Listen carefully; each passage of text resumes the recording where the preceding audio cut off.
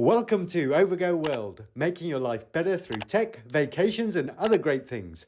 Remember to subscribe so that you don't miss out on our latest videos. So I'm here today with the brand new Echo device. It's the Echo Show 8-inch. So as it's suggested by the name, it's an 8-inch screen and it is an absolutely wonderful device. So the brand new version comes with Alexa Plus, which is a great improvement on the old Alexa voice function, as it's a bit more conversational. It's still not as good as ChatGPT's or Copilot's voice feature and conversation feature, but it is a lot better than the older version of the normal Alexa product. Looking at the various buttons that you get on this, so you've got the mute button, so I've got that currently muted, because otherwise every time I say Alexa, it would be waiting for a prompt.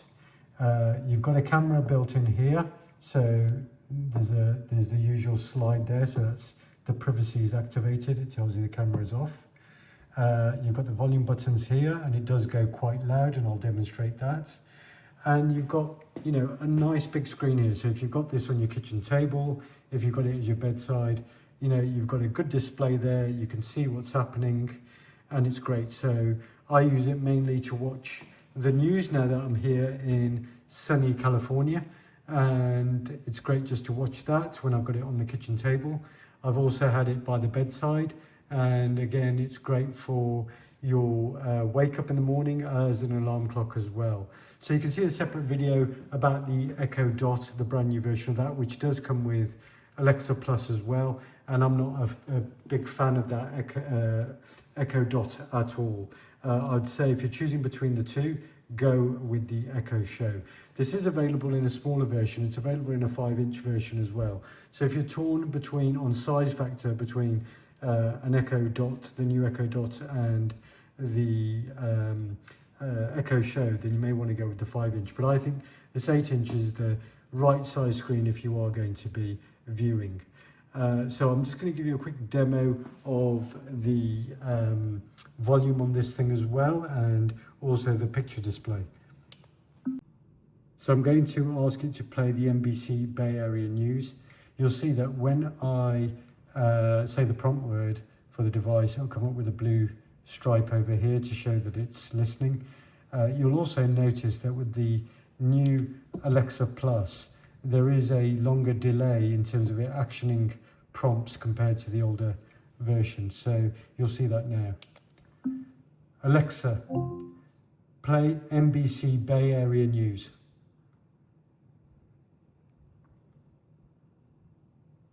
From NBC, checked for free.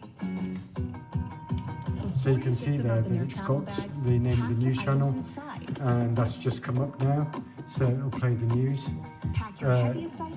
You'll also be able to see how loud this gets up to, so I'm just going to boost the volume all the way up. Checked bags without going over the 50-pound limit. Wear your luggage. If you have a jacket with multiple pockets, pack those full and wear the jacket.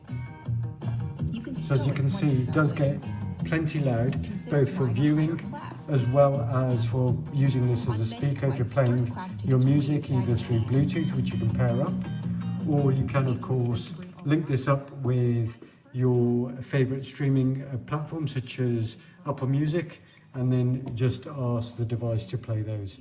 I also use this and link it up to smart home devices, so you can link this up to things like the Philips Hue as well and control your lights that way. So I think it is a great device. So overall, I would say this is a good device to get. I think the Alexa Plus is definitely an improvement, as I say, over normal Alexa. At least you can talk to it. You can interrupt it as well and carry on talking. So Alexa, show me the weather. Alexa, show me that in centigrade. It's 19 degrees and fair in San Francisco. Today's high will be 23 degrees with a low of 14. There's a 4% chance of rain during the day and 19% tonight. So as you can see there, I interrupted it and then it understood the second instruction and carried on. So that's a better feature on this rather than on the old device where you had to either wait for it to finish or you had to stop it and then start the instruction again. So I quite like that. Also, you've got a lot more sort of real estate on this. So it is touch control as well. And just like the Echo displays are. Again, if you see the comparison video, you'll see that this real estate you've got here, it is a lot more useful for not only streaming, but also displaying other information as well.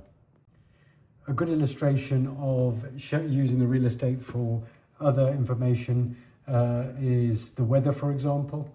So Alexa,